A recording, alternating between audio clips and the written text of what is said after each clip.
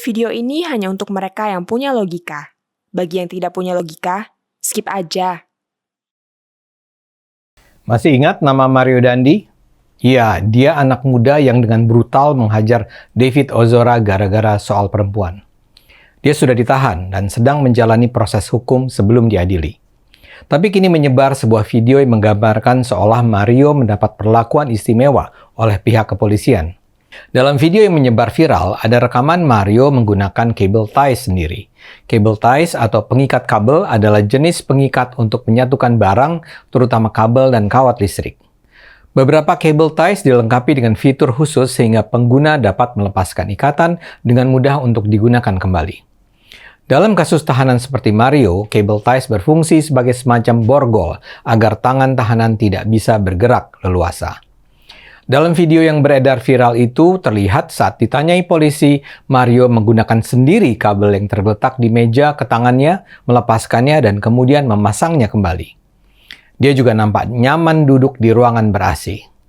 Lantas adegan berpindah ke scene berikutnya, saat Mario sudah mengenakan seragam tahanan berwarna oranye. Sambil senyum-senyum, Mario Dandi kemudian menjawab beberapa pertanyaan. Mario menyatakan telah menyiapkan pembelaan di persidangan.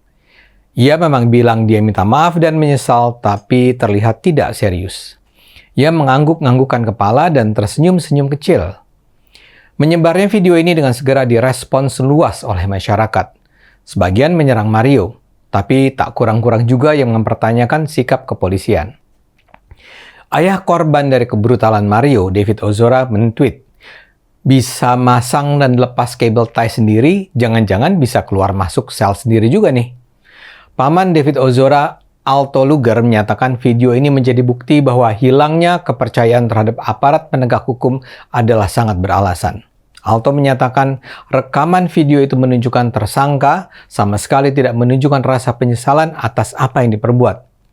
Menurut Alto, Mario sombong dan percaya diri karena tahu dia dan keluarganya bisa membeli keadilan. Video ini adalah bukti bahwa Mario merupakan tamu istimewa karena privilege keluarganya yang berduit, ujar Alto. Tapi benarkah polisi kita memberikan perlakuan istimewa kepada Mario? Dari informasi yang saya peroleh, rasanya kesimpulan itu berlebihan.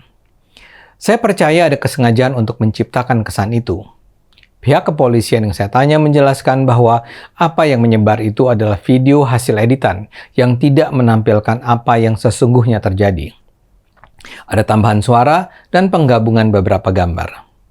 Mario pun di sana berakting. Lokasi peristiwa adalah di kawasan rumah tahanan Polda Metro Jaya. Polisi sedang membawa Mario untuk urusan administrasi penyerahan tersangka dan barang bukti dari Direktorat Tahanan kepada penyidik. Itu adalah prosedur rutin. Pada saat itu ada wartawan yang ikut merekam kejadian di dalam ruangan. Mario nampaknya sadar akan kehadiran wartawan dan dengan cepat dia berusaha memanfaatkannya untuk publisitas dirinya. Ketika kamera diarahkan padanya, dia buru-buru mengambil cable ties di meja untuk kemudian dipasangkan di tangannya. Lantas si pembuat video mengedit dengan cara seolah-olah Mario memasang, melepas, lantas memasang kembali kabel di tangannya. Jelas tujuannya untuk menciptakan kesan dia mendapat perlakuan istimewa oleh polisi. Atau bahkan Mario ingin membangun kesan bahwa dia sebenarnya tidak sungguh-sungguh ditahan. Padahal itu semua cuma show. Dalam kejadian sesungguhnya, ikatan itu kemudian dicopot kembali dan baru dipasangkan dengan cara yang benar oleh penyidik. Baru kemudian Mario dibawa keluar untuk menjalankan prosedur selanjutnya sebelum diserahkan kepada kejaksaan. Penjelasan pihak kepolisian ini kemudian direspons oleh kuasa hukum David. Melissa Anggraini, si kuasa hukum, merespons dengan menunjukkan kepercayaannya kepada polisi. Dia melihat bahwa sejak persidangan, Mario ini nampak senang cari perhatian. Menurut Melissa, sepanjang persidangan Mario cengengesan. Dan sikap menggampangkan itu terlihat dalam video cable ties itu. Melissa juga melihat bahwa Mario terlihat sengaja mengambil cable ties ketika sadar sedang tersorot kamera. Mario seolah-olah hendak cari perhatian atau pamer dengan memasang dan mencopot sendiri cable ties yang belum terpasang tersebut. Ini menyebabkan terbangunnya anggapan negatif, seolah-olah Mario diberikan keistimewaan. Dalam keterangannya, Melissa terlihat mengapresiasi kerja polisi. Saya juga percaya polisi serius. Seperti juga diangkat Melissa. Saat ini saja tuduhan terhadap Mario sudah meningkat dari pasal penganiayaan biasa menjadi pasal penganiayaan berat.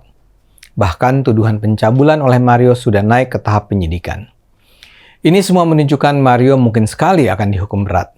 Kapolda Metro Jaya sendiri, Irjen Karyoto, juga sudah menyatakan permintaan maaf dan menyampaikan terima kasih kepada masyarakat. Dia sendiri membantah polisi memberikan privilege terhadap Mario. Irjen Karyoto mengaku bertanggung jawab atas apa yang terjadi. Dan dia melihat ini adalah semacam koreksi kepada Polda Metro Jaya sehingga ia merasa perlu mengucapkan terima kasih atas kritik dan masukan yang diberikan.